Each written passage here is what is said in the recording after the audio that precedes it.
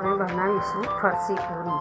આમાં મેં 1 cup મેદો, 1 cup ઘઉંનો લોટ અને અડધો કપ સોજી અને મીઠું મરી એ નાખ્યું. હવે એને આપણે હલાવી લઈએ. પછી આપણે મોણ નાખીશું. હલાવી લીધું છે. હવે આમાંથી જ આપણે ગરમ તેલ એડ કરી દઈશું. 2 ચમચા એડ કરીશું. આપણો 3 કપ લોટ થાય છે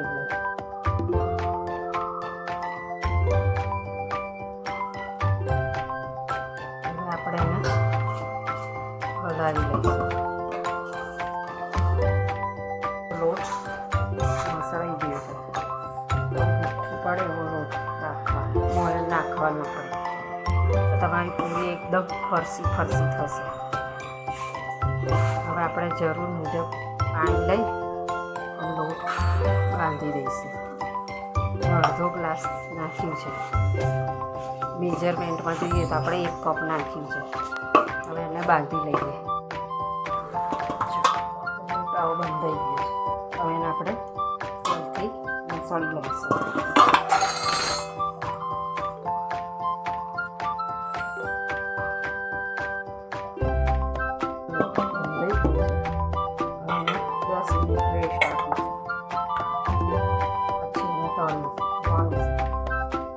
લોટ હવે 15 મિનિટ થઈ ગઈ છે.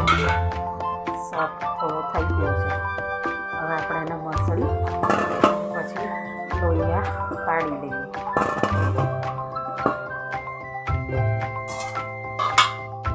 આ રીતના કરી લીધા છે. હવે આપણે 1 ઇંચના લોહીયા પાડીશું.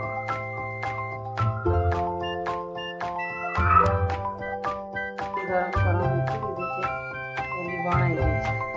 હવે એને આપણે તળી લઈશું. તેલ આવી ગયું છે.